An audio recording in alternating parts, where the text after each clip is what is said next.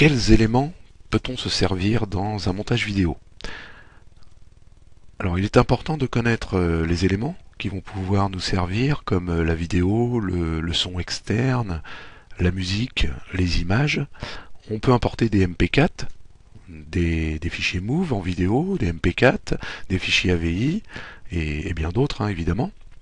On peut enregistrer, on peut importer des enregistrements faits avec un micro externe, par exemple un dictaphone accouplé à un micro cravate. Les extensions des fichiers audio en général c'est du MP3, du WMA, de l'AAC, du WAV, du fichier WAV.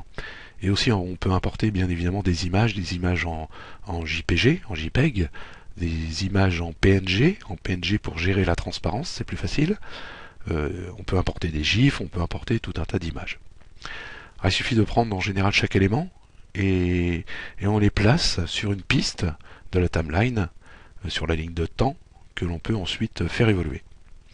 Alors par exemple pour les images, comme on voyait par exemple sur 2015, février, dans mes dossiers, Magix, événements, on a évidemment les images, voilà, ça c'est une image PNG, tout ça c'est des images PNG, on peut mettre du GIF, du JPEG, des photos que vous avez fait en extérieur, des photos avec votre appareil photo ou votre smartphone.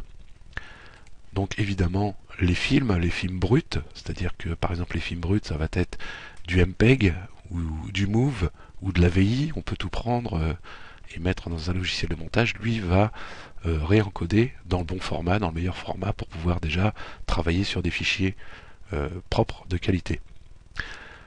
Vous avez ensuite les audios, là c'est du WMA, du WMA, vous avez la possibilité de mettre du MP3 qui est un format un peu plus dégradé, mais ça c'est pas très gênant.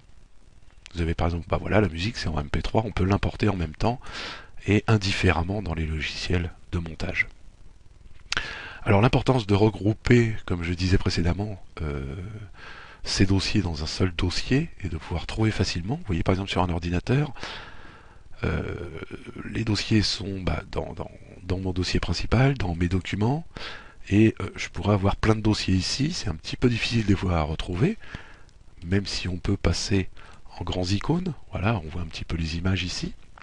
L'intérêt c'est de trouver par année, voilà, par exemple 2015, février, ici j'ai Camtasia, ici j'ai Magix, j'ai mes événements bruts, je vais retrouver voilà mes vidéos brutes, mes audios, je peux retrouver mes images facilement, voilà comme on a vu tout à l'heure, l'appareil photo, et la musique que j'ai pu mettre directement dans un dossier. Alors vous avez par exemple la possibilité, si je reviens sur la fonction, hop, voilà 2015, de faire un clic droit par exemple, et sur ce clic droit vous pouvez cliquer sur dossier comme raccourci, il vient se mettre ici, 2015. Et donc quand on clique dessus, peu importe où on est, voilà, sur l'ordinateur, il va revenir sur l'ordinateur, on va avoir plein de fichiers. Mon ordinateur est ici. Hop, si je clique sur 2015, je reviens tout de suite sur mes deux dossiers. On peut remonter d'un niveau, et par exemple de 2015, février, Magix, voilà, et se dire, je vais créer, en fait, là c'est mes événements, c'est tous mes fichiers. Je vais créer mon premier film sera ici, ensuite, je pourrais par exemple, je vais pouvoir même le créer si je veux, créer un dossier. Non, je ne peux pas créer des dossiers directement ici comme ça. Quand on va pouvoir créer un dossier, on va créer un dossier, on verra quand on aura un dossier de fait avec le projet. Ce dossier, on pourra le mettre ici aussi en raccourci et l'atteindre directement en raccourci. Parce que vous voyez, sinon on peut avoir carrément toute la liste et c'est un petit peu difficile de s'y retrouver directement comme ça. Donc les éléments qu'on peut importer, on va voir ça ensuite, par exemple brut, je peux prendre n'importe quel film et l'importer brut, ici. Je lâche, et là il va me demander par exemple d'ajuster ma taille de vidéo, parce que j'ai enregistré une taille de vidéo en 1280 par 720, mon fichier de sortie de caméra fait 1280 par 720, la taille d'un écran en 16 neuvième, en 25 images par seconde, et la taille de mon projet, c'est-à-dire la taille du projet que je vais réaliser pour mon écran d'ordinateur actuel, ça va être 1920 par 1080.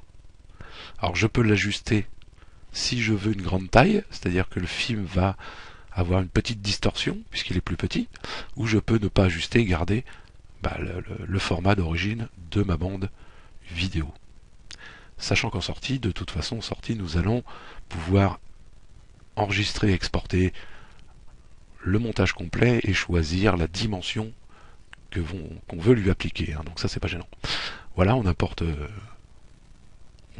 un élément ici, un événement. On peut en apporter un autre, par exemple, voilà, le son, c'est pas le son qui va avec, mais c'est pas grave. C'est vraiment pour vous montrer qu'on apporte des éléments comme ça directement dans la timeline, ce qui constitue notre projet, et on va pouvoir dans notre projet incrémenter tout un tas de choses comme ça, des images et tout, et on va voir comment ça se monte dans les prochaines vidéos.